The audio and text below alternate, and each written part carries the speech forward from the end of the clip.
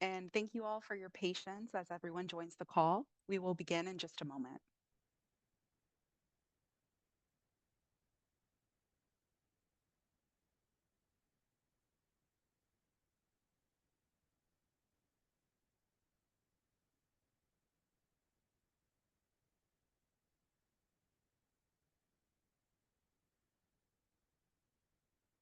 Hello to everybody logging in. We're going to begin in just a moment.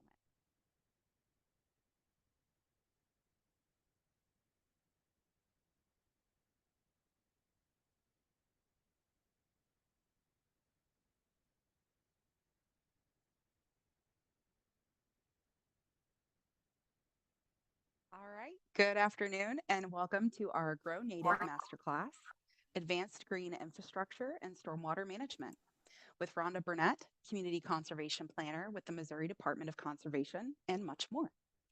My name is Amanda Lands Ramrup, Events and Communications Coordinator for the Missouri Prairie Foundation and Grow Native program. Our master classes are designed to give a more in-depth look at topics of interest. Today, we are deep diving into native plant solutions for stormwater management. Topics explored include the role of native plants in managed stormwater systems and matching plant species with management practices based on project objectives. Additional ecosystem services provided by this type of green infrastructure will be discussed, including those that benefit people and wildlife. When you have questions during the presentation, please put them in the Q&A section on your Zoom screen. At the end of the presentation, MPF Executive Director Carol David will facilitate a brief Q&A session by reading your submitted questions aloud. As always, this webinar is being recorded, and a link to this recording and all other resources mentioned during the presentation and Q&A session will be shared with all of you in an email tomorrow. Before we begin, I'd like to better introduce our presenter, Rhonda Burnett. Rhonda has been a community conservation planner with MDC for almost 20 years.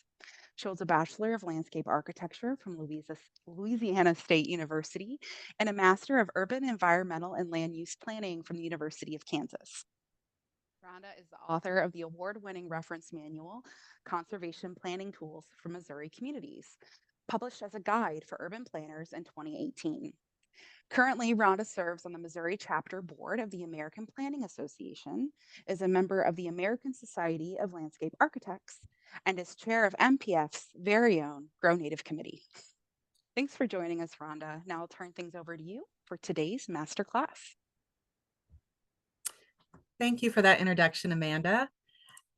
So, as Amanda stated, we are going to be exploring green infrastructure, native plant solutions for stormwater management in today's class. Amanda already gave the description for the talk, but I will just review our learning objectives for today's training. We would like to gain knowledge on the different types of native plants that are used to manage stormwater, understand the difference between green and gray infrastructure approaches to stormwater management, and learn about the benefits of native plants in a stormwater management green infrastructure system beyond water quality protection and water quantity control. When we approach a site and start to begin the design process, when it comes to managing stormwater, we're going to be considering how rainwater both currently flows through our project sites and how we would like it to flow once we've reached post-construction. Some of the major stormwater management practice techniques include the following that you see on your screen here. In some instances, we're looking to capture hold of some runoff and allow it to infiltrate into the ground.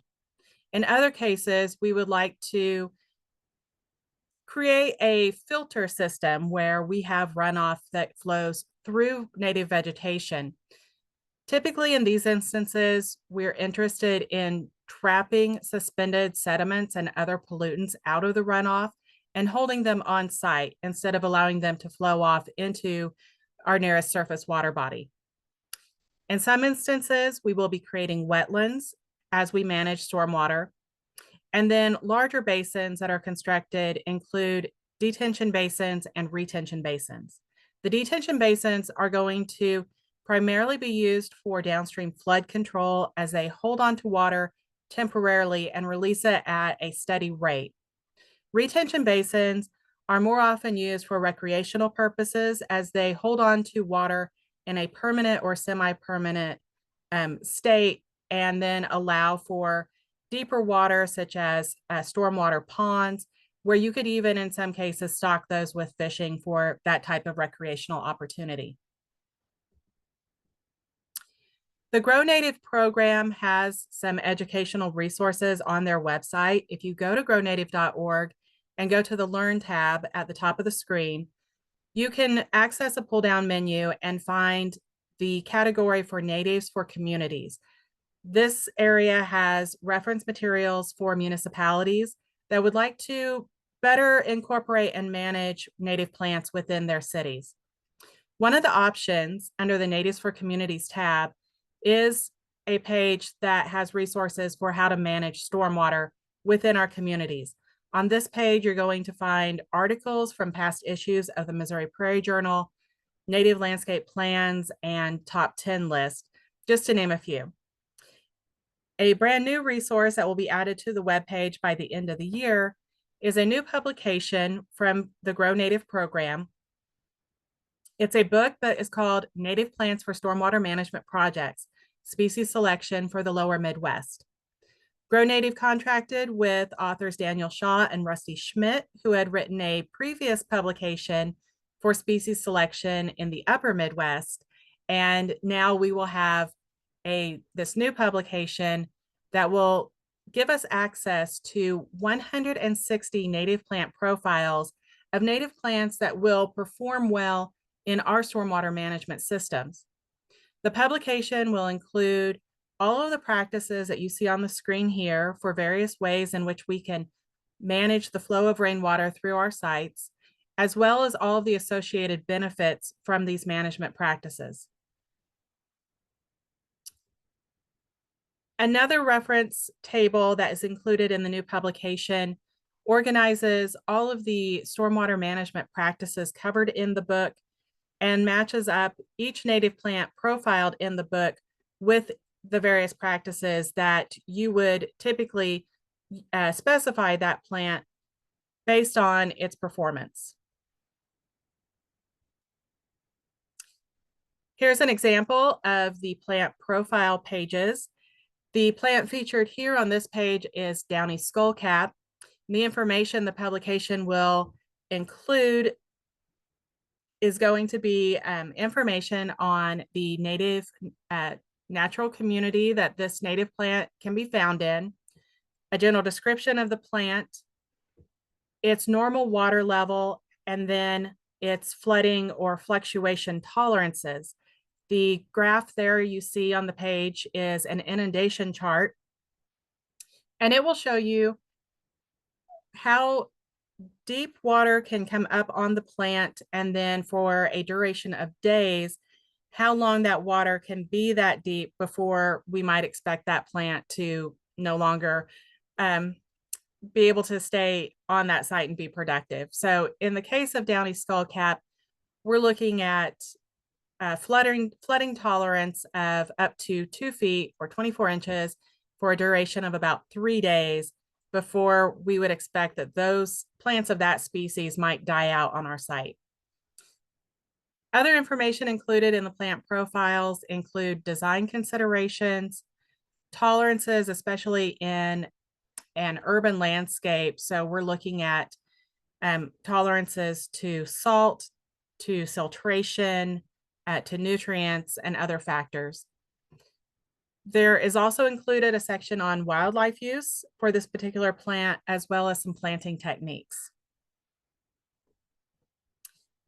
So for all of the native plants we're using in our green stormwater infrastructure, we need to be able to have a source for where to purchase those plants for our projects.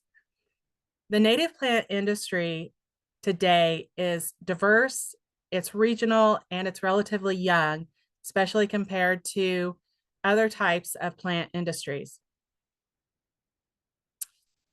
Many of our native plant nurseries today are still in their first generation of ownership, whereas if you compare that to some of the other types of plant nurseries that you would find around the country, they might be in their third or fourth generation of operation.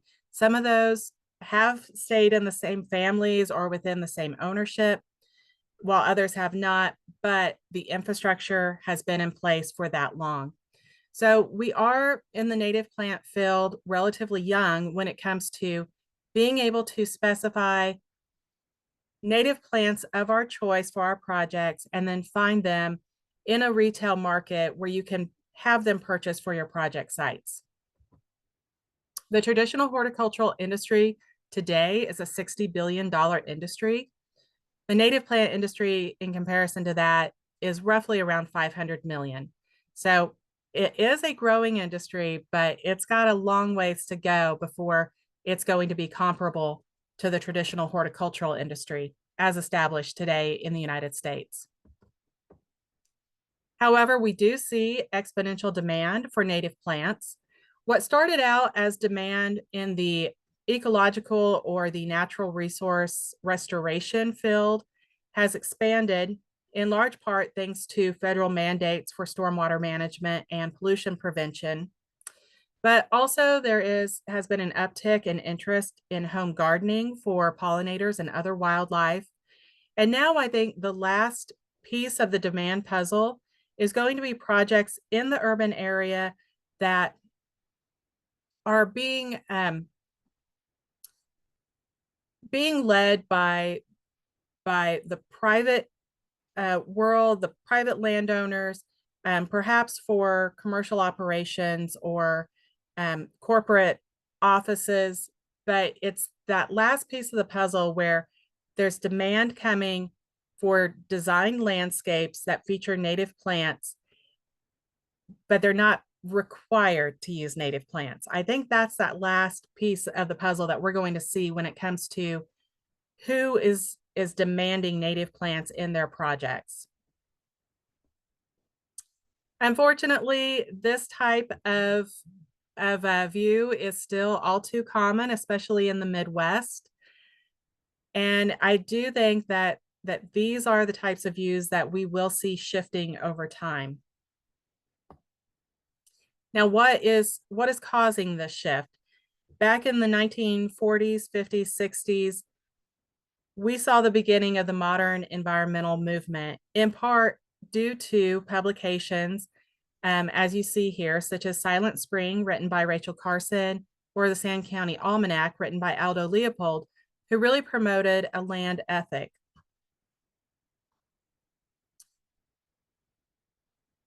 Based in part on interest of that environmental movement, we have now seen more and more resources developed and research put into identifying our land resources as the palette in which we are working and the land in which we are managing to meet our project objectives. Ecological sites across the country have been classified, and just to brag for a minute on Missouri, we were the first state to finish classifying all of our ecological sites. So that's one of the feathers in our cap here. Ecological sites are composed of three features: the soils of the site, the landform, and the vegetation. To classify an ecological site, your landscape position needs to be identified. So we're looking at, where are you located? Where's your project? Are you up on the summit of a hill or down in the valley, for example? Then the parent materials of the soils need to be identified, as well as the soil properties. And then finally, we can look at the natural communities. These are the historic native vegetation that is associated with the other factors of the soils and the landforms. Where can you find your ecological site classification for your project site? There are a couple of websites where you can find this information. I personally use the Web Soil Survey. This is a website hosted by the USDA's Natural Resources Conservation Service. When you go to this website, you can designate your area of interest. You can even upload a shapefile of your project site. And once you have your area designated, you go to the Soil Data Explorer tab at the top of the website. From there, you look for the Ecological Site tab. And then once you click to view your sites, they will appear on your map. And you can scroll down underneath the map. You will see hyperlinks that will take you to another website where you can find reports such as the one shown here on your screen.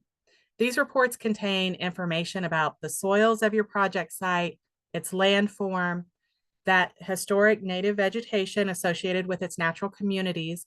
So when you're putting together your initial plant list, if you want just sort of a quick and easy way to get that plant list started, these reports would be a good place to find that information. There's also information in the reports about wildlife.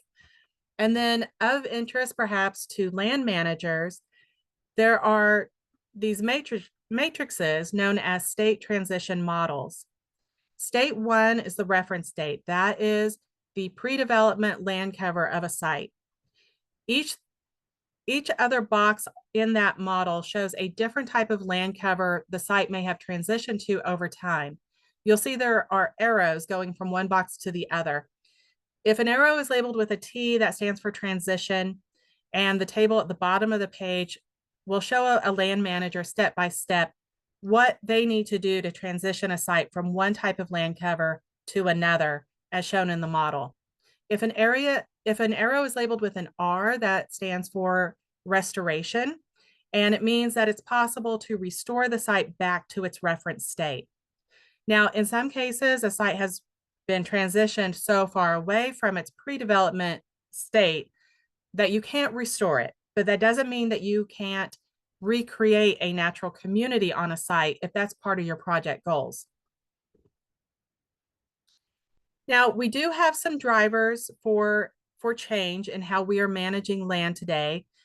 And one of those drivers is an awareness of our level of global biodiversity and how it has been declining. If we continue with business as usual, the level of global biodiversity will continue to decline. However, with increased conservation and restoration efforts, we can improve that. And indeed, if we get to the point where we can transform production and consumption systems and create a circular economy, then we can start to see a regeneration of nature in our communities. Another driver of change in how we design and manage our landscapes is in response to climate change. A recent webinar hosted by the American Planning Association's Water and Planning Network displayed this image. It was created by AI in response to a prompt for how would a typical residential backyard landscape appear differently if that homeowner were to landscape with climate change in mind. So the image on the left, we can see it's dominated by turf grass, and the one on the right is dominated by native grasses and forbs. In response to this climate change challenges, we are starting to see in our communities some updates to our regulations and land management policies. Some of these updates include updates to definitions and restrictions on high water zones and non-functional turf. We're also seeing performance standards added to our public policy. In some cases, they're even requiring that landscape professionals who have been certified and trained are hired to do jobs, especially for public property projects. And then we're also seeing enforcement added to our regulations and policies. So not only do you have requirements that trained staff do your installations, but they are also asked to come back and perform maintenance activities, because we are seeing challenges with long-term management and stewardship of our green stormwater infrastructure. So here's an example of a project in California. It's the LinkedIn headquarters. And this graphic here shows, it's an illustration of how the design team had to work within a water budget. And this was to be in compliance with a state regulation. Over time, as more and more projects in the state of California were being designed with water usage in mind, you started to see more native plants in the design landscape. And indeed, it has gotten to the point where there is public acceptance and expectation that they will see plants native to their part of the state used in projects. This has led to a shift in aesthetics. And as we continue to meet the challenges of these drivers that we are facing with decreases in biodiversity and climate change, we are now starting to also see a shift in values. We're seeing an understanding that our landscapes can be working landscapes and perform ecosystem functions that will benefit us and our communities. Maria Landoni with Sir Landscape Architecture in Kansas City recently conducted a series of interviews with some of the top design firms in the country. She was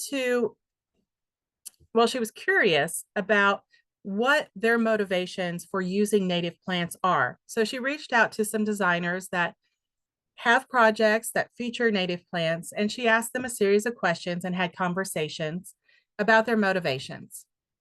She spoke with Roderick at Surface Design on the West Coast, and he had some interesting insights. He stated that he wants to create space in a deeper way and expand the aesthetic experience, and he's using native plants to accomplish those goals. He also worked on a project for the National Park Service where they wanted to interpret the site, and in part of that, they had a focus on using local plants that were local to the actual project site. So they accomplished this by collecting seed and making cuttings of plants so that their landscape could be as pure as it gets.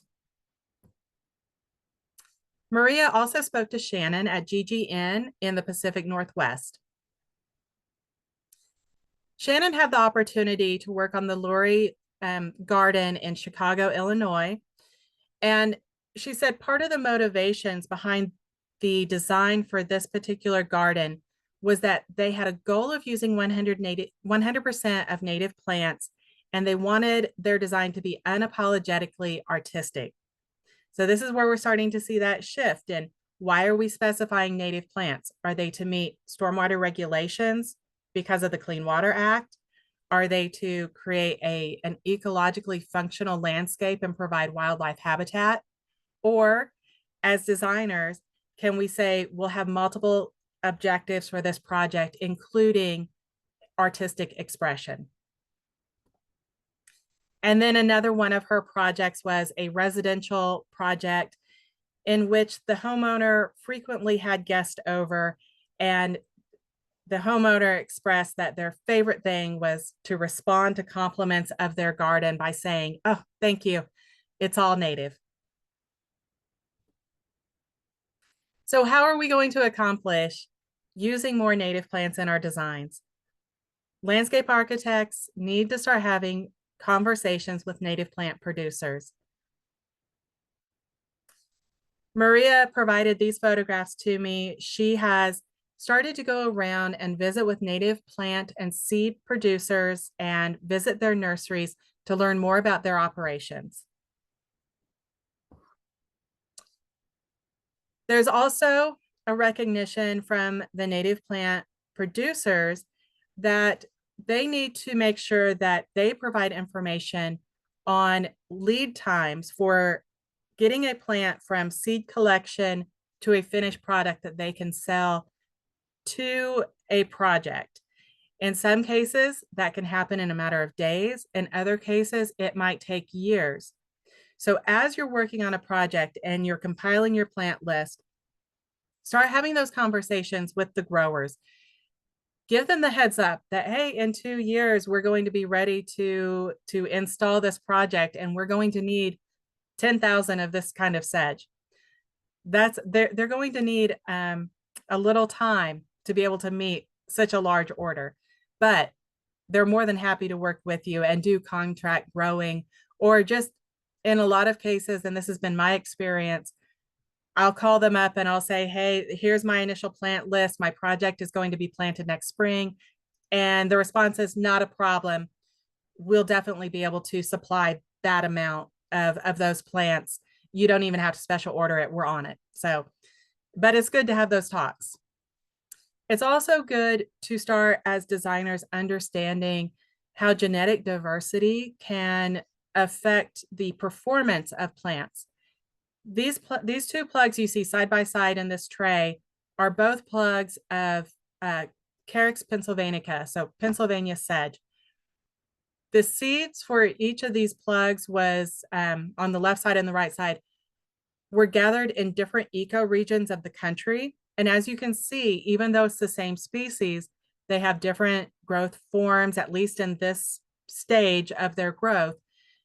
But the root development in particular is vastly different. So when it comes to meeting performance standards of our sites, especially with green stormwater infrastructure, if we have goals of runoff volume reduction, we might want to really consider the genetic source of our plant materials.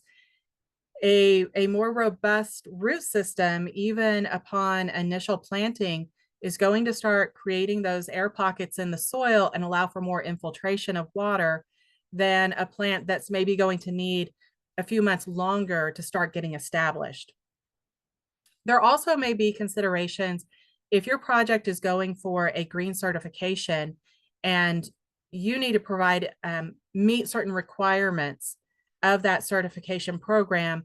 Perhaps they want to see ecotype plants. So they want your plant sources to be as close to your project site as possible. That's the kind of information you can only determine with those conversations with the nursery. The nursery may be 10 miles from your project site, but where are they sourcing their plants? Are they going out themselves and harvesting seed, or are they ordering just bulk seed from a seed nursery in a few states away from your project site? So in some cases, to meet your certification goals or your performance standards, it's good to start asking more of those questions about plant sources to the nursery where you will be purchasing your plants. So when it comes to our stormwater management goals, a lot of these have been set by the National Pollutant Discharge Elimination System. This is a permit program that addresses water pollution by regulating point sources that discharge pollutants into waters of the United States.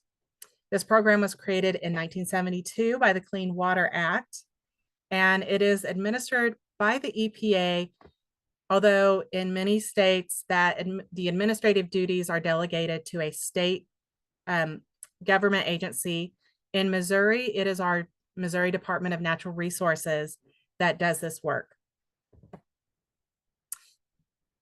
This program has been rolled out in 2 phases. Back in 1990, phase 1 of the Municipal Separate Storm Sewer System program, that's where we get our MS4 abbreviation, was rolled out, and it was needed to be complied with by areas where they had a population of over 100,000. 9 years later, phase 2 rolled out, and this is a part of the program that must be complied with by areas with populations of 10,000 or more. When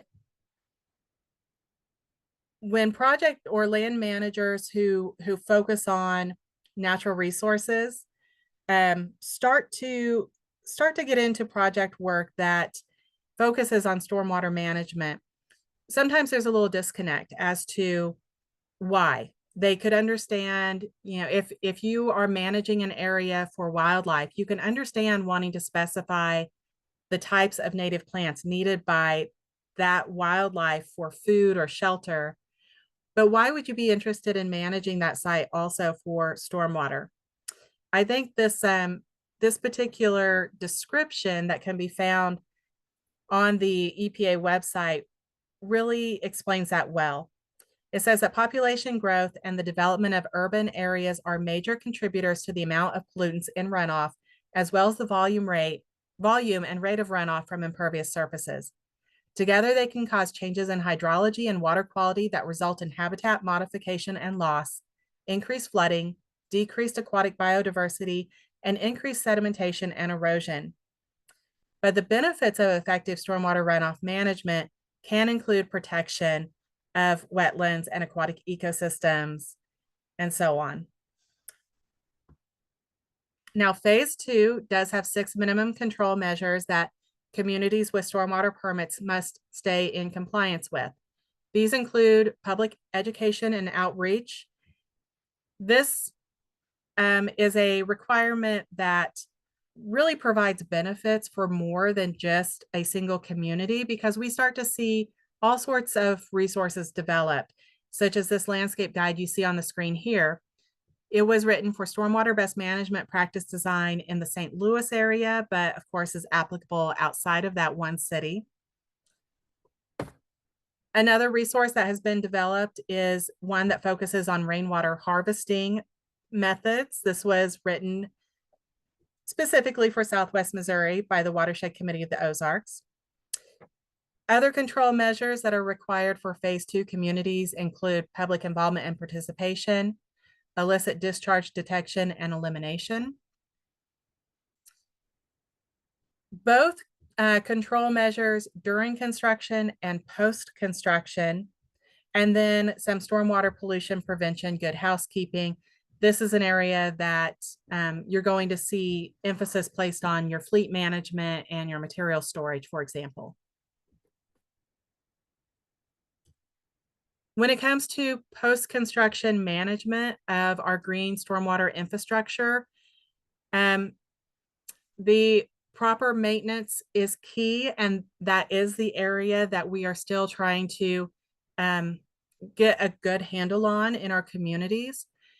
This was a study done in the city of Prairie, and I believe this is in North Carolina, but way back in the early 2000s, they looked at over 400 BMPs that had been installed in their city.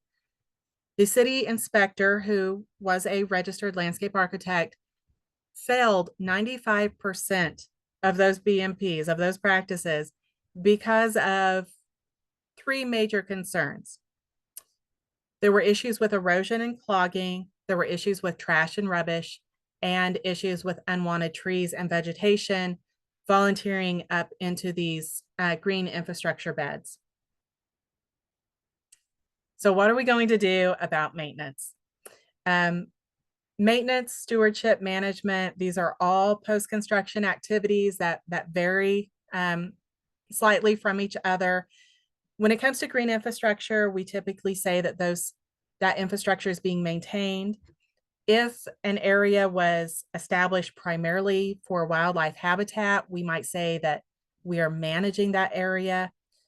And we might say that we are stewarding or being stewards of a native planting. Whatever the project objectives and design intent, though, there are some ways in which some strategies that we can implement to try to ensure that long-term quality control. Now, signage is great. It can explain why certain management techniques are being implemented on a site. For example, an area being managed for wildlife habitat might maintain a cover of leaf debris on the ground over winter. This is because some wildlife will overwinter underneath leaf debris. Fireflies are an example of that. So if you want to see fireflies in the summer, it's good to provide them habitat so that they can survive the winter. You also might leave the stems of some flower standing. Instead of going in and deadheading all the way back to the ground, you might leave the stems. This would be habitat for stem nesting bees. However, in maintaining our green infrastructure practices, we don't necessarily want to leave the leaves in those beds. They might interfere with the functionality of the infrastructure. Management plans and land care guides are key to being able to transfer the knowledge of the long-term management needs of a site from the designer to the land care provider, whether this is a staff member at a facility or a contractor who is hired. Some management plans are written for specific locations, and then some are written for a specific type of green infrastructure practice. The city of Springfield, Missouri has a whole series of operation and maintenance manuals on their website that you can download. The one I show here was specifically written for bioretention practices. Another way to ensure proper management of your stormwater green infrastructure is to require inspection reports, either by the land care professional who does the work or by a facility manager or grounds manager. Inspection checklists can be written where they're very user-friendly. You don't even really need advanced training to be able to adequately go and inspect your site, as long as the checklist spells out explicitly what to look for. It's also a good idea to require photographs so that they can be submitted along with the inspection checklist, and then it shows the reviewer that the management plan is indeed being followed. And then you can always hire certified professionals to perform the long-term management or stewardship work. Back in 2022, Grow Native created the Grow Native Professional Certification Program to help meet the need of having certified professionals who can easily be identified as people who have a baseline knowledge of working with native plants. The federal government is not the only entity to create requirements for how we manage stormwater in our communities. Many larger cities also will have their own requirements. Back in 2018, the city of Springfield, Missouri adopted their flood control and water quality protection manual. It contains a stormwater design guide for development, and this must be followed by both private development and also for public projects. An example of one of the public projects that followed the standards in this design guide is shown on your screen here. Fast Night Creek had been channelized, and its stream bed had been concreted, as you can see there in that photo. The aerial photo on the top of the screen shows the roof of the Springfield Art Museum. The yellow line indicates where Fast Night Creek had been contained in its concrete channel. And then the green in that rendering there shows where the city intended to demolish the concrete, widen the drainage channel, and there on the left side of that image, you can see where some deeper cells were going to be constructed as a place to hold back an additional volume of water and help alleviate some downstream flooding. I'm going to show you the after photo now.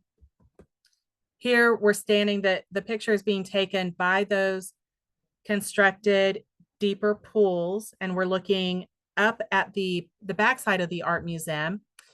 The art director said that once the native plants in the riparian zone have become established, they intend to put some art sculptures down along the creek, and they even intend to have some children's art classes go down to the creek and do some projects down there and interact with the nature along the creek.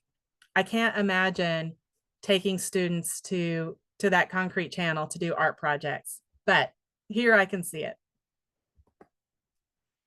So why are we taking up gray constructed infrastructure and replacing it with green infrastructure in our communities? Manning's End values, if you had this class in school, I think illustrate the reasoning very effectively. Simply put, gray infrastructure allows stormwater runoff to travel fast, and it creates, through a prevention of infiltration, higher volumes of water. Fast water is going to potentially cause sediment erosion and carry more pollutants into our streams and lakes. So flow times, in looking at Manning's End value, you can see there on your screen that concrete has a faster flow time than water traveling through native grasses, and it's much faster than water traveling through a wooded landscape. There's also when you consider the open channel roughness coefficient, smooth concrete is going to be a lot less rough than water moving over stone riprap or through grass. So we want to slow down the runoff. We want to reduce the volume of runoff. We can achieve this by removing those concrete drainage ways. And as the case here in the photos, in this basin located on the campus of Missouri State University in Springfield, they replaced that concrete channel with a meandering riprap channel. And then they went in and they planted along the sides of that channel with masses of a native warm season grass called side oats grama. And then they went in other parts of the basin and added some oak trees.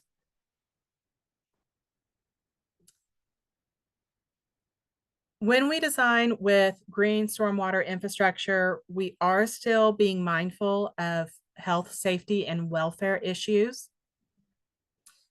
This bioretention bed was constructed in the city of St. Louis, Missouri, and it's accomplishing several objectives here. We have some traffic calming with the design of this bed, but we also have volume reduction. They're pulling rainwater runoff off the street. It's going to need a place to go. We don't want standing water in the street. So as you can see from the design construction detail here, these beds have been designed so that there is a 3-foot deep channel of gravel that's going to allow the water runoff a place to quickly drain to and go from the surface to subsurface. And then the plants that are planted on either side of that gravel catchment are going to provide those additional ecosystem services that we benefit from when we use green infrastructure. This is a project in Greene County, Missouri that I worked on. It was one of my first projects when I joined the Department of Conservation. Just south of Springfield was a privately owned golf course along a stream called Ward Branch. This stream was experienced flash floodings because of all the runoff coming from the city of Springfield. And you can see the extent of the water here. Because of the flash flooding, because of the speed of the water and the volume of the water, the stream bed was highly erosive. So the project here, the primary intent was to protect that stream bank. So this was accomplished through a series of armoring the stream bank, establishing a riparian corridor of native shrubs and trees. Because this was a golf course, we had to be mindful to keep the plants out of the line of play for the golfers. You can see in the background of the photo on the right that where we were able to transition from shrubs to trees, we did. Those were willow trees that were planted there. And then upstream of that photograph, there was a larger field that we were able to plant. It had just been mowed turf grass, but once the in-stream work was done and that field was prepped to be seeded, we went with a savanna type approach. So trees scattered through a field of warm season grasses and flowers. Sediment erosion control was top of mind. As you can see, there was quite a bit of movement of the soil once it had been stripped of vegetation towards the stream. So we did have to go back in and add additional erosion control materials. And then that field was going to be seeded. So I do have a few tips for you when you are working with seed. Because of the extended timeline it takes to establish native plants from seed, we've seen a new mantra develop that is sleep, creep, leap. That indicates that it's going to be a lengthy process. You're going to wait for a good 3 years before those plants have been fully established from that seed. I'm going to show you photographs from that stream bank stabilization project that illustrate this point. Here in the upper left corner, we have where the ground was prepped for seeding all the way down to bare soil. In year one, after seeding, we have a little green up, but all those plants you see there are weeds that were in the soil bank already. To keep them from growing too tall and overshadowing the native plants that are trying to establish, we keep the vegetation at no taller than 6 inches in the first year. In year two, we allow everything to grow up a little bit taller to about a foot. And then in year three, the native seed plants have shifted their energy focus from underground in the development of their root systems to above ground, and they're now going to be able to outcompete those other weeds. When working with native seed, you can incorporate a cover crop into your seed mix so that you have a quick green up to help hold soil in place. You can also use mulch. There's a lot of different types of mulch and mulch application techniques, so make sure you choose one that is appropriate to your project objectives. Seed mix rates are going to also vary on your project objectives.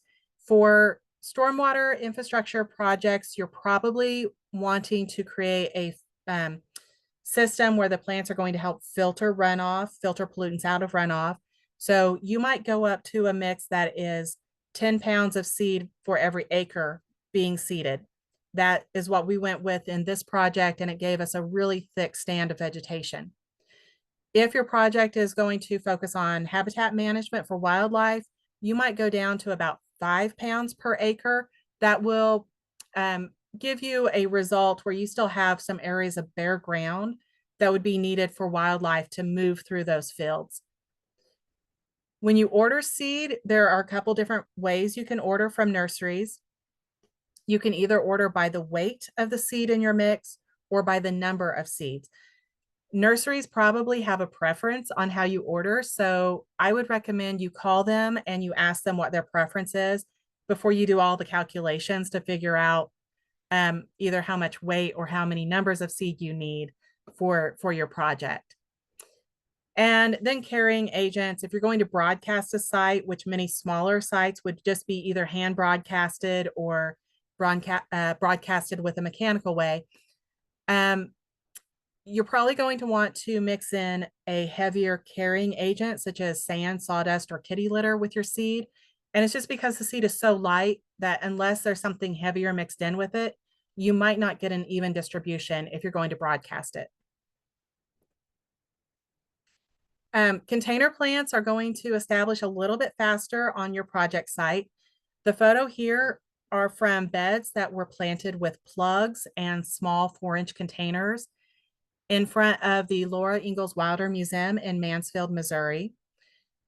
These beds were planted in April of 2016, and by October of 2017, the plants did appear to be fully established. I would still recommend, though, in your management plans to really account for the establishment phase of your project as being a full 3 years, whether it is seeded or established from containers.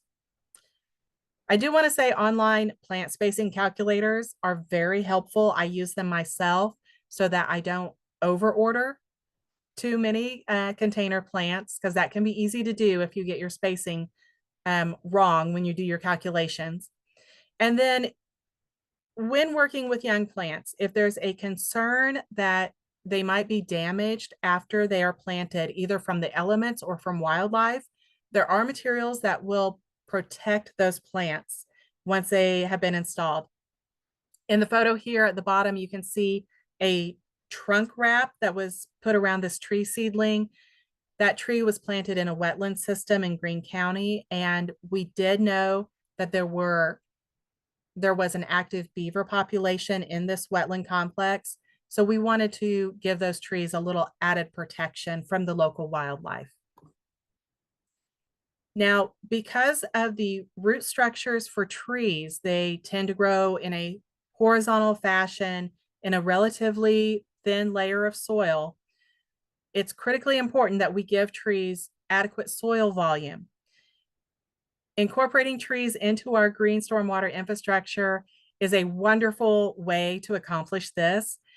In the photo you see here, I took this photo along Troost Avenue in Kansas City, Missouri. They incorporated their street tree into that infiltration bed. So they're getting the benefits of the plants in that bed as well as the tree. And that tree is going to be able to grow to a much more mature size and be healthy and function the way we want it to function because it is given so much more soil volume than the trees we see in the sidewalk boxes. Now, you can still use sidewalk boxes, but let's think about how we're managing the stormwater runoff along our street systems.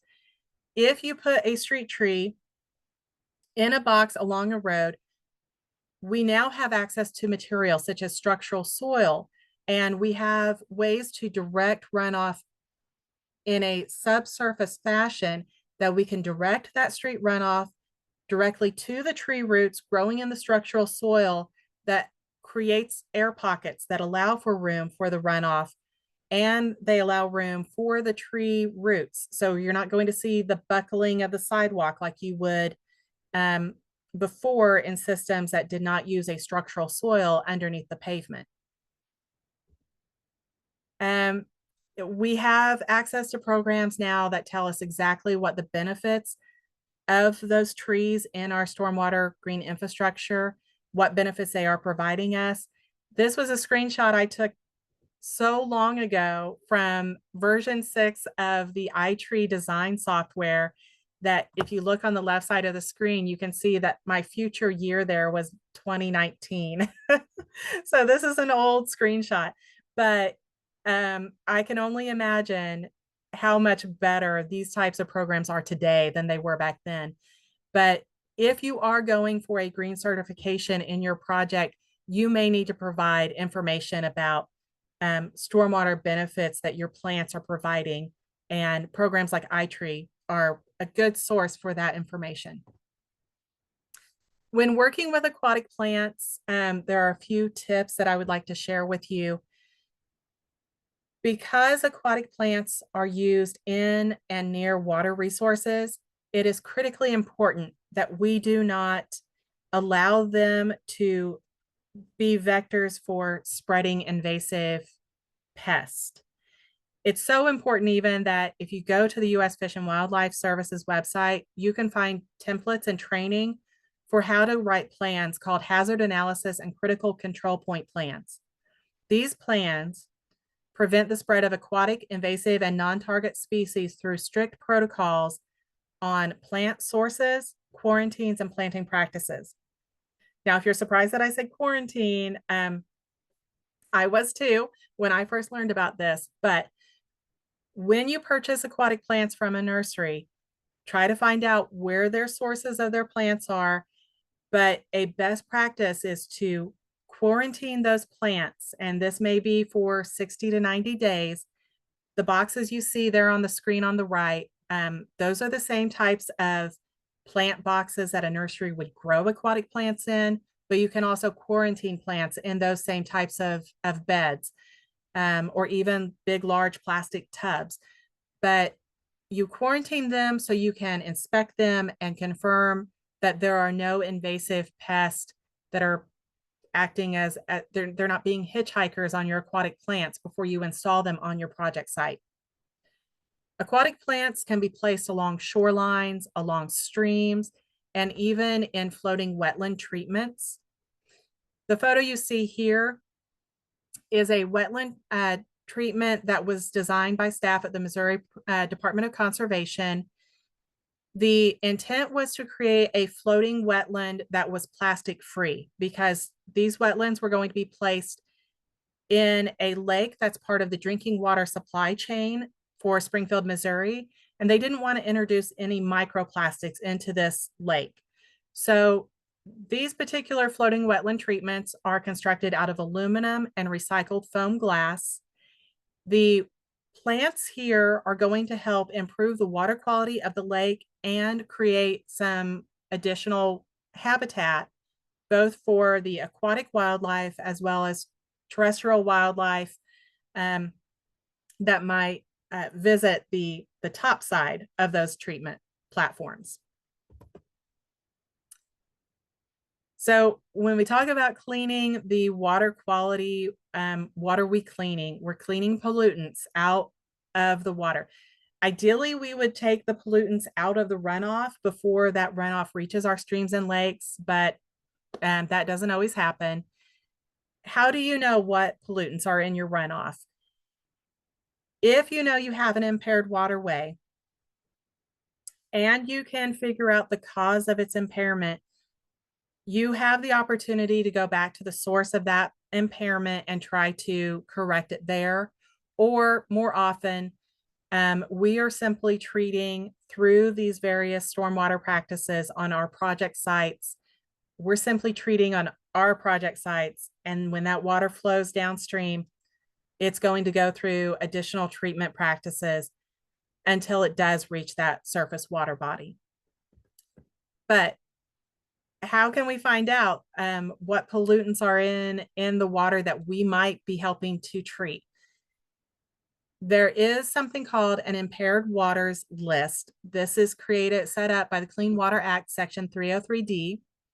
Each state does submit a list of their impaired and threatened waters to the EPA every 2 years. For each water body on the list, they are going to identify the pollutant that is causing that impairment if it's known. In Missouri, you can go to the Missouri Department of Natural Resources and look for the 303D list. Then you can search by watershed or water body. So when you're working on your project site, it's great to just go to this list, look up your watershed that your project's located in, and see, are there streams, sections of streams, or lakes in that shared watershed that are impaired? And if so, this list is going to tell you what the pollutant of highest concern is, what the source is if it's known, and then you can start to match your plant selection with plants that are known to best help to remediate those particular pollutants. You can also start to match your stormwater management practices to that type of pollutant of concern as well. Research shows that our stormwater green infrastructure can be extremely effective at removing pollutants. We can look closely at vegetated filter strips. When looking at the issue of suspended solids in runoff, vegetated filter strips have been shown to be 50 to 80% effective at trapping those suspended solids. So say upstream, you have an area of bare ground where sediment was picked up and is being transported in runoff. That runoff flows through a vegetated filter strip. 50 to 80% of that suspended sediment in the runoff can be trapped by those plants and prevented from going downstream. And in some cases, downstream actually means underground. That was the case in Ozark, Missouri. I was contacted because the landowner whose property included Small Cave that you see in the photograph here was noticing some increased levels of sediment showing up in the cave stream. Small Cave is operated as a business. It has some Civil War history associated with it. And this landowner was not only seeing that their property was being degraded, but it was potentially threatening their business as well. So they contacted the city and the city reached out to me, and the Department of Conservation was able to provide some cost share assistance for the city to work with a consultant and identify the recharge zone for this cave stream. That's the map you see on your screen there. There is a star in the lower right corner of that map that indicates where Small Cave is located. And then the consultant, they identified every area within the recharge zone for that cave stream that might be an area where sediment would be conveyed underground. So this would be losing streams and sinkholes primarily. And then they indicated on the map areas of high vulnerability to that sediment transfer, moderate vulnerability, and then lower vulnerability. What the city did with this information was they began to draft a new ordinance. City staff and the city attorney worked together with a team of advisors, including the Department of Conservation and the property owner. And they came up with potential solutions to avoid future sedimentation of this cave stream. Some of those solutions include requiring vegetated filter strips around losing streams and sinkholes, and the outlets of new stormwater green infrastructure systems located within the recharge zone of this stream. So here we have an example of green infrastructure being looked at as a solution for an issue here with our natural resources and how they're managed as a community. So that's what I have for you today. I'm leaving you with a photo of one of my favorite rain garden plants. This is soft rush, Juncus effusus. And this is a rain garden here in Springfield, Missouri, where my office is. So thank you, and I will answer a few questions. Thank you, Rhonda. That was wonderful. We do have a number of questions. You just let me know what the last question, when you need to get going. Okay. So I'll just just begin. So Eric asks, can you comment on strategies that may encourage existing landscaping professionals and businesses to transition to or include green infrastructure and native plants? Well, I am very much the kind of designer who designs to solve problems.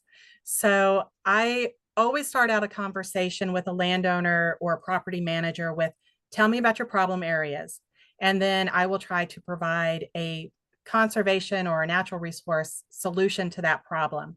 So if there's an area where it's difficult to mow because the ground stays kind of wet for longer, my solution would be, oh, that is a perfect place to put yourself a little rain garden.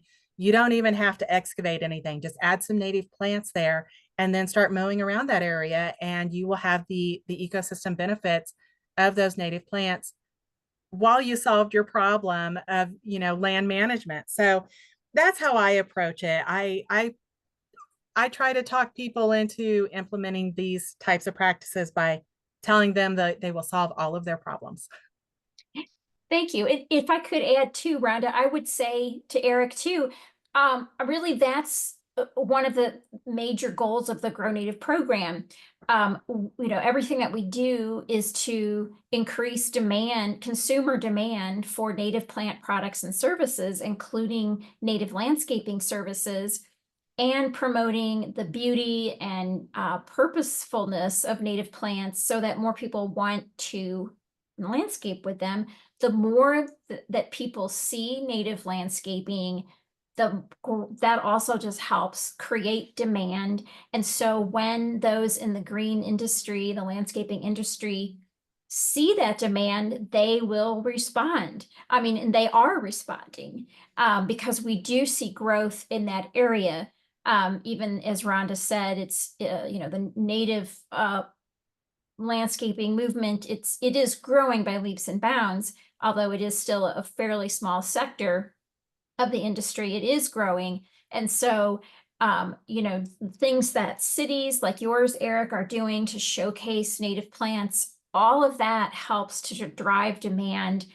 And then I think that businesses follow because they see there is money to be made.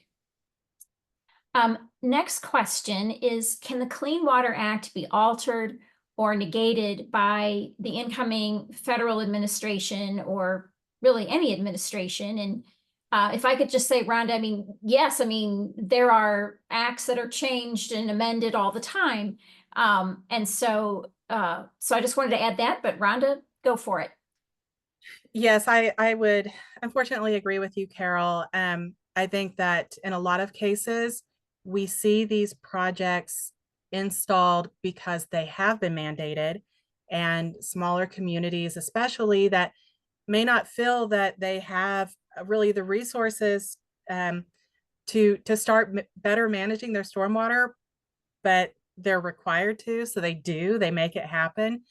in the future, if those requirements weren't there, it would be easy for them to say, that's too complicated and expensive. We don't know how to do it. We're not even going to try. So that would definitely be detrimental. We would definitely see a decrease in these in green stormwater infrastructure in small communities, especially. So I really hope that does not happen. But I will say, as I mentioned earlier, green stormwater management is just one reason why we're starting to see native plants in the built environment. I think now that people are becoming more familiar with native plant species, they're starting to appreciate their particular functionality and appearance. And I do see that we're starting to have more and more of a demand for them, not only as working plants, but also because of their aesthetic and because it's part of our cultural heritage. So as an optimist, I'm going to say that even if something as big as the Clean Water Act were to change, there's no going back. We are going to see more and more native plants in the design landscape. As the less optimistic answer, I think, yes, we have to be prepared for anything to happen. And if it does, we just have to really keep advocating for native plants as the option that makes the most sense in the long run for our communities, both health-wise, if you're looking at One Health for health of people, health of the land, health of the wildlife, all of that is interconnected. So we might just have to start advocating louder if that happens, but I sure do hope it doesn't. Thanks, Rhonda. And if I could just add too, those of you participating in this masterclass, if you have implemented these kinds of projects or you know of them in your communities, invite an elected official to tour them with you. Help them understand why they're so important to your communities. Participatory democracy. That's, and a lot of times people just don't know, they're just not as informed. But when they see that there's the citizens in their communities value these features, that can go a long way. And especially if you're a business who has put in these plantings, you have a lot of skin in the game because it's creating business for you. And so your perspective as a business person has a lot of clout. Couple questions. Couple people wondered what structural soil is. What did you mean when you mentioned structural soil? Yes, so structural soil, it is man-made. The appearance is kind of like volcanic rock, but it's more fine, and it's a soil system that is typically used underneath pavement where you do have those concerns that you might have trees that the roots could potentially buckle and damage the pavement over time. So there are only select locations where you would use structural soil where it would benefit you, but the soil does come with the nutrients in it that you would associate with what plants would need to grow in. So it's got the ability to sustain plant life while also creating a growth medium that better contains roots and keeps them underground where we want them to be. So it's just a type of construction material that is available sort of for very specific applications. Thank you. And there's another term that folks might not have been familiar with. There was a question when you use the term losing stream. What is a losing stream? Yes, so in karst topography, where we have a lot of limestone in the ground, over time that limestone can wear away from interactions with water. And where that happens in a limestone topography, we have features such as springs where water will come from underground to the surface. And we have sinkholes where water might drain to the bottom of a depression and then just disappear because it goes directly into the ground. Sometimes it gets really exciting when a sinkhole opens up unexpectedly and there's a big hole.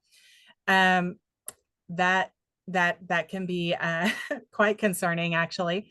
But another type of feature associated with that karst topography is a losing stream, where you might have a defined stream channel that will be wet in some sections, and then all of a sudden it just seems like the water has disappeared, and it's because it has gone into it has gone underground in section, and sometimes downstream it can reappear, and you will just have a dry section of stream bed, and it doesn't make any sense unless you understand that the water is moving from above ground to below ground and back above ground.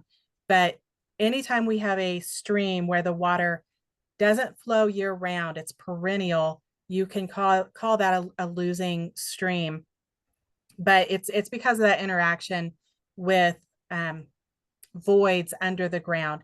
In the case of the golf course that I showed you, that project where we worked on Ward Branch, there were several swallow holes in that stream. That's instead of calling it a sinkhole, it would be a swallow hole where the water seems to be swallowed up by the ground. But during the work we did in the stream channel, so many fine particles and sediment plugged up those swallow holes. And so that water started flowing on the surface of the stream channel again, and wasn't disappearing underground like it had been. And the golfers would drive by in their golf carts while we were out there working, and they would thank us for turning the water back on in the stream. So that was that was funny that they said that. But yes, it's because of the karst topography that those instances will occur. Thank you. There are a number of questions about, similar to the one we had earlier about encouraging landscaping businesses to implement these sorts of green infrastructure projects, and also how to incentivize communities. What state or federal level incentives exist for residential, commercial, or public lands or landowners to convert to native plantings and more sustainable landscape architecture. The comment goes on to say that in Utah, there are robust credits for native plantings. So, Rhonda, can you speak a bit about what state and federal or maybe community level incentives you know of that exist for residential, commercial, public, private land? Yeah. So some of our towns, some of our cities have developed their own certification programs. City of Springfield has one called the Yard Ethic. City of Columbia in Missouri has one called Como Wild Yards. And these programs, they establish certain standards that have to be met by either a residential or commercial landscape. And once those standards have been met, they can be certified.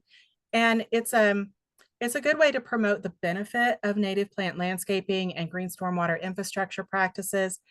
And it's a good way to incentivize businesses and homeowners to do these practices on their properties because they know they are going to receive that public recognition.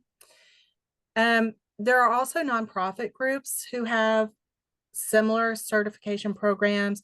There are citizen science and community science programs where, as a participant, you get to experience a lot of times it's a recreational activity of participating in these community conservation programs. Sometimes you get to develop a network of other participants, whether that's in a virtual setting or in person. So there's a lot of both professional development and also just recreation that can happen by participating in such programs. When it comes to incentives from governments, I would say we're probably still more in an era of sticks rather than carrots, especially when it comes to federal mandates through the Clean Water Act. but I do think that um, the the benefits are starting to become better known of what these practices are providing in terms of ecosystem services, that those benefits really are seen as the incentive for doing the project versus having a state government agency or a federal government agency try to tempt someone into doing these projects for the kinds of incentives that they could offer. It really is the projects themselves that are going to give back in the long run. Ron, if I could add too, if you're in the St. Louis area, the St. Louis Metropolitan Sewer District has, is it Project Clear? Project Clear, where residents can get, I think even maybe even up to a couple $1,000s. I might not be correct on that, for installing rain gardens on their property. So that's if you're in the St. Louis area. And also Lindsay put in that Johnson County, I believe it's Johnson County, Kansas, has rebates on native plantings for stormwater management. And then Rhonda, I do believe that the Missouri Department of Conservation, through the work that you do, the community conservation projects, that you do have some expertise, and maybe do you have a grant program or financial assistance? We will work with local governments. So if there is if your town is working on projects, a lot of our assistance though, the mandated stormwater management projects would not be eligible for.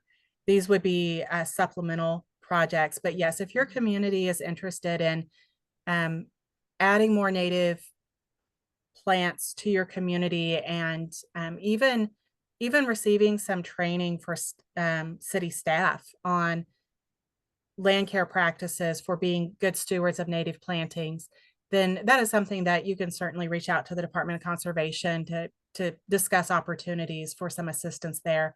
But we also provide technical assistance. If you had a planting plan that you would like to have reviewed, just to see if we would have any comments on species selection or functionality or availability even, staff would be more than happy to review those plans and provide you with feedback. But speaking of the incentive programs, the Missouri Invasive Plant Council, with their annual pear tree buyback program, is one that if a calorie pear is taken down and you participate in that buyback program, I believe, and correct me if I'm wrong, Carol, but you would receive a voucher for a free native tree that you could then incorporate into your green stormwater infrastructure. Yeah, well, you get an actual tree, and there are different species you can pick for whatever, different landscape applications. And thanks to Mike and Pam and Bailey, who corrected me about the Metropolitan Sewer District in St. Louis. Project Clear actually reimburses up to $4,000 for homeowners to convert impervious surface to native landscapes. So that's really great. And then and Pamela, she had a question about her subdivision having 3 ponds that fall under MS4. 1 pond has erosion issues. Would that be a situation, Rhonda, where a community conservation planner from the conservation department could provide some technical assistance to that subdivision? Is that the kind of thing they could provide assistance with in terms of advice? Yeah, I would encourage her to reach out to an MDC office. There's, it's possible that that type of area could, yes, we would be happy to visit with her more on that. Great. Yeah, so just call or contact your nearest Missouri Department of Conservation office and ask to speak to a community conservation planner.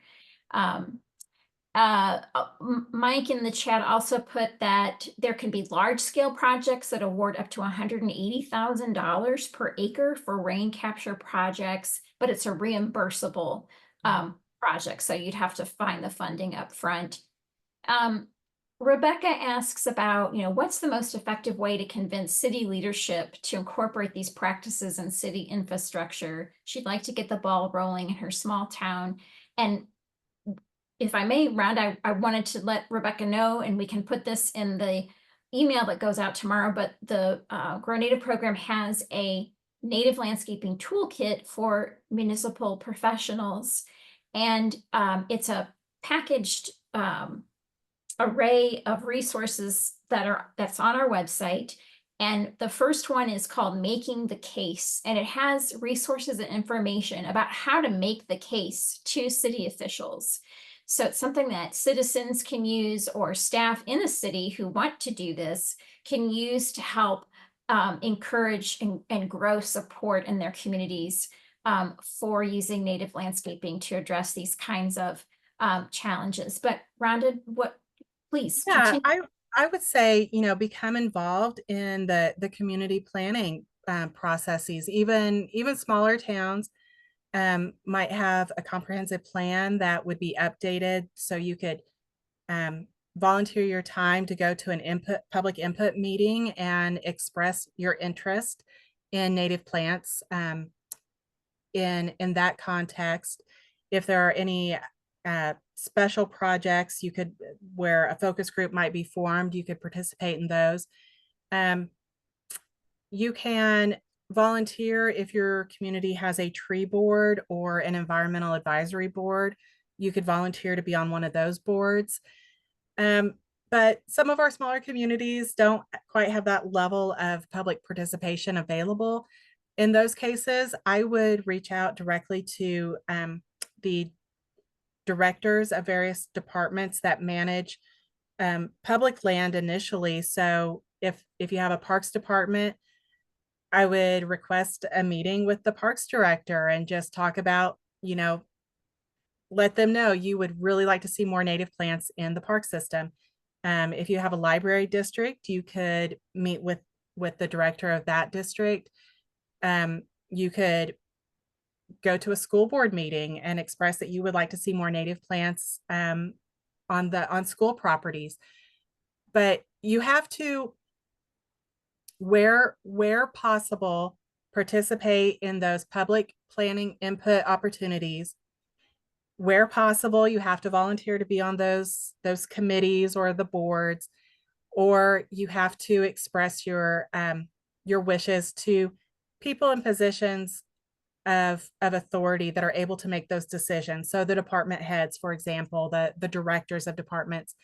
You could even, if you have a newspaper or neighborhood blog, newsletter, something like that, you could even write an article expressing as like an editorial, expressing your interest. So just be vocal and just become that advocate.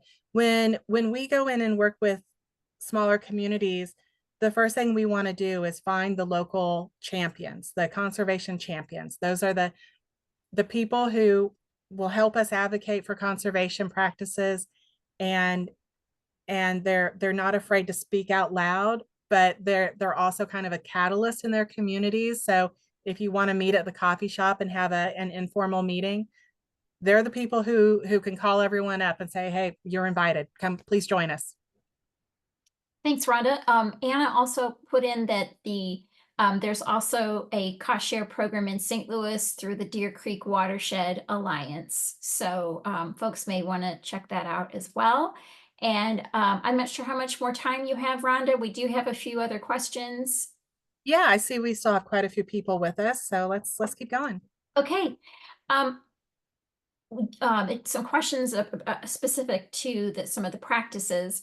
Cynthia asks, on your chart that showed the difference of pollution removal efficiencies, what is the difference between a vegetative strip versus a grass swale?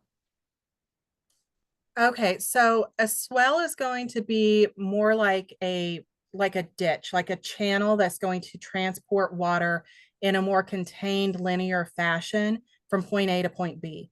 And then like a vegetated filter strip, you might not have any change of elevation. So the ground might remain flat or even be sloped, but your vegetation is going to be placed in such a way that it intercepts your runoff causing the runoff to flow through the vegetation, whereas the swell is going to be more of a conveyance of directing the runoff in a more channel-like feature. But there are more research projects that have been done since I put together my slides. There are more recent examples of research. Overall, it does all point to using native plants in these practices is a net benefit. You're gaining benefits more than not. So whatever your practice is, and these are going to be specific to your site conditions, to your existing topography or your planned topography, if there will be site grading, there are enough varied types of stormwater green infrastructure practices to fit exactly your site conditions. So don't get too hung up in the labels of this is this and this is that, because we're finding that these practices can be hybrids, and you can kind of meld multiple practices together just to match your specific site conditions. Thank you. Please comment on potential pollution from saltwater pool discharge into stormwater drains. Oh, well, that's an interesting one. I don't know that any given community is going to have enough enough saltwater pools that the discharge is going to really be much of a negative. Just because, that old saying, that solution to pollution is Dilution. dilution. I was like, dissolution? No. Dilution. So I would be more concerned about salt applications in the wintertime being placed on icy roads than I would from saltwater pools. But if there was a concern, if you did have a saltwater pool and that was a concern for you, you could certainly, I think even set up a temporary filtration or temporary application that you would drain the water through before it went out into the public stormwater system. Whether that was the street gutter or into a drainage pipe. Now, the drainage, if the pool is being drained into the drainage pipe, that water, if it's a sanitary sewer line, is going to go to the water treatment plant. But in a disconnected system that remains separate, it would drain directly to a water body. So I don't know if there's concerns. It would be tough, but yeah, we do have for inlet systems, we used to not have sediment forebays, but then we realized how much gunk was getting into practices. So now we have sediment forebays.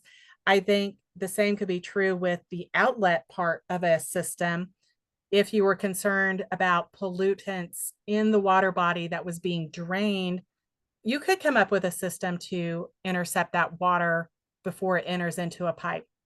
So I don't know. Thank you for that question. That's something I have not pondered before. We just learned last week, we had a professional member conference, and professional members learned from one of our speakers that salt spray from roads can be more of an issue than water in solution and salt in solution, and simply moving a planting farther away from a road can help alleviate that kind of an issue. Anna says brining is the new solution, reducing chloride loads from runoff. So that's interesting. Another question, how do you handle concerns about mosquitoes and West Nile virus? Yes, so the beauty of green stormwater infrastructure is that you are benefiting from the ecosystem services of the plants and their interactions in the landscape. These plantings are going to create more of a functional ecosystem. So if there are instances where mosquitoes are realized to be an issue, we're also creating these plantings that are going to attract the predators, the natural predators of the mosquitoes. Now, if the mosquito issue is one that is kind of outpacing the natural ecological function of the site, and the predators just are not getting the job done, if it's a practice where you do have standing water, such as a retention basin, you can supplement those systems with like mosquito dunks. There are ways to try to control the mosquitoes that way to alleviate that issue. But many of these practices are designed where they completely dry out between rain events. In fact, a rain garden is designed where it should completely, all the water should be infiltrated into the ground no more than 48 hours after a rain event. If you're finding that you're having standing water longer than you would like, then you might have to retrofit that practice so that it drains faster. But it's my understanding that mosquitoes are going to need at least 2 weeks of standing water to complete their breeding cycle. And many of these practices are designed to just allow water to flow through them or infiltrate into the ground within a matter of days. But yeah, I've not visited any green stormwater practices in any communities where we go and we do tours of practices that have been installed. I have not personally been to any of them where the issue of mosquitoes being a problem has been raised. Thank you. Linda asks, all watershed projects have adjacent property owners. Is there a body of information or best practices that recognize the off-site impacts? I know for many new development projects, the stormwater management is a major concern for the downstream neighbors and adjoining property owners. I would say that, because the goals of green stormwater infrastructure are to disperse runoff rather than concentrate it, infiltrate it rather than have it run off, spread it out, slow it down, that a property that has green infrastructure for stormwater management is going to cause downstream neighbors to have fewer concerns than a project where you might just have one obvious large detention basin, for example, or a gray infrastructure system where you have buried drainage pipes or basins that are lined with concrete that prevent infiltration, where you have those large constructed infrastructure practices. They're more noticeable by the neighbors. They blend less well into the landscape. They're not seen as landscape amenities. They're seen more as a constructed infrastructure type construction. So I would say if your stormwater is being managed to where it meets your community's stormwater standards as far as volume and rate of flow of your runoff from your property, that I would predict that the green solutions are going to be a lot less feared by your downstream neighbors than the gray ones would be. And the beauty of green infrastructure is that if you install all your separate practices and you have your green infrastructure integrated throughout the entire property, both on the grounds and in the building, if you find post-construction that they're not adequate, that something went wrong with the numbers and more runoff is leaving the property than what your neighbors are comfortable with, you have the opportunity to incorporate an additional practice or two on the property. I think that would be accomplished much more easily than if you were only working within the constraints of great infrastructure. Thank you, Rhonda. And I think we're going to need to wrap up here. There were a few other questions we weren't able to get to, but I'm making notes to ask Rhonda, and we'll get with Erica, who is compiling a list of resources for the email to go out tomorrow so that we can get your remaining questions answered. Rhonda, thank you so much. You can tell by we're into this an hour and a half and people are still on very, very interested. So thank you so very much for being so generous with your time and expertise. And thanks everybody for joining us. And Amanda has some words of wisdom for us. So some upcoming events that people may want to be involved with. So take it away, Amanda. All right, thank you, Carol, and thank you, Rhonda, for taking the time to navigate those live questions so thoughtfully for us. And thank you to all who contributed your questions and insights to the conversation. As a reminder to everybody tuning in, this webinar has been recorded and an email will be sent out to you all tomorrow with links and other resources shared. Now, a bit about upcoming events. Register now and plan to join us on Zoom Thursday, December 5th for our upcoming MPF webinar, An Evening with Owls of both prairies and parks, a webinar on Thursday, December 5th at 7 p.m. Note that this webinar date and time diverges from our normal biweekly meeting time. At this webinar, you'll hear from award-winning naturalist Mark Glenshaw as he discusses the owl species that can be found in Missouri's prairies. He'll also highlight the great horned owls he's been studying for 18 years in Forest Park, which is a large urban park in St. Louis, Missouri. Again, we would love to have you join us for this webinar at the special date and time of Thursday, December 5th at 7 p.m. Next, mark your calendars for a prairie planting and stewardship Q&A webinar with Jared Hubner on Wednesday, December 18th at 4 p.m. Jared's MPF's Director of Prairie Management and oversees land management planning and execution, including invasive species control, prescribed fire, and all other aspects of the stewardship of our many prairies. Registration for webinars and more can be found at our website under the Events tab. That concludes today's webinar. Thank you so much for joining us, and everyone have a great evening. Bye-bye.